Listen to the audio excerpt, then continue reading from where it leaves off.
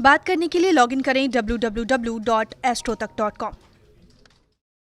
नमस्कार दोस्तों, कैसे हैं आप सभी। बहुत बहुत स्वागत है आप सभी का एस्ट्रो तक में। मैं हूं राखी मिश्रा। माता पिता हमेशा ही अपने बच्चों के बेहतर स्वास्थ्य की कामना करते हैं, उनकी हर तरह के कष्टों से रक्षा हो इस बात की कामना करते हैं। वो चाहते हैं कि उनके बच्चों के जीवन में हमेशा ही सुख समृद्धि हो, बेहतर स्वास्थ्य हो, उनकी रक्षा हो, किसी तरह के कष्ट उनके जीवन में ना हो।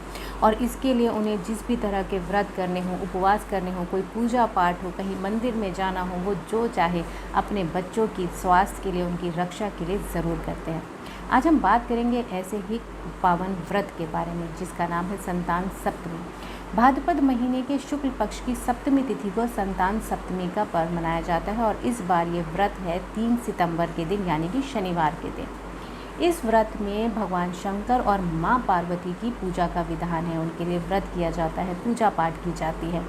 माँ पार्वती की और भगवान शंकर की पूजा पाठ की जाती है और इसके साथ साथ विष्णु जी का भी ध्यान किया जाता है।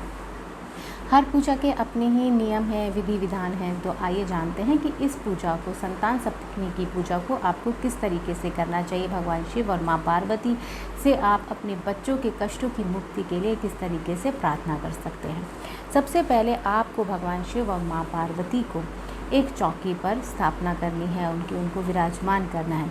उसके साथ आपको एक कलश की स्थापना भी ज़रूर करनी है। पूजा में आपको अक्षत, रोली, मौली, केले के पत्ते, आम के पल्लों, इन सब चीज़ों की ज़रूरत होगी और कुमकुम और टीके के लिए कुमकुम की आवश्यकता होगी। इसके साथ साथ आपको लौंग, सुपारी भी पूजा में ज़रूर रखना है। पंचमेवा, 5 तरह के फल भी आपको पूजा में ज़रूर रखने हैं।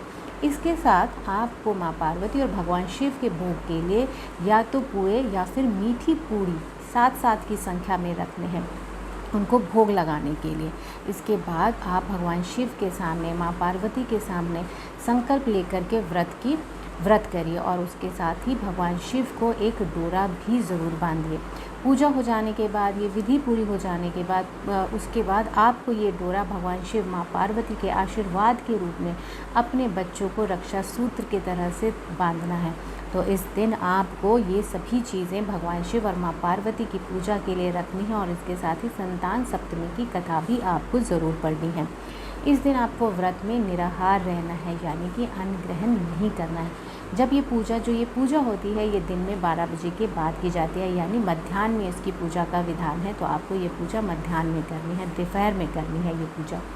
पूजा के बाद जब आप भगवान शिव और माँ पार्वती को भोग लगा लेते हैं, जो मीठी पूड़ी या पुए आपने भगवान शिव और माँ पार्वती को भोग स्वरूप चढ़ाए हैं, उसमें से 7 पुए आपको ब्राह्मण को देने हैं और बाकी बचे हुए 7 पुए जो हैं उन्हीं से अपना व्रत आपको खोलना है। इस व्रत से, संतान सप्तमी के व्रत से आपको अपने बच्चों के लिए माँ पार्वती और भगवान शिव से आशीर्वाद प्राप्त होता है। इस व्रत से आपके बच्चों के कष्ट कम होते हैं। अगर उनकी कुंडली में किसी तरह का कोई दोष है, चंद्रमा से युक्त कोई दोष है, तो वो भी दूर होते हैं। आपके बच्चों की रक्षा होती है, आपके बच्चों के जीवन में सुख समृद्धि भी आती है।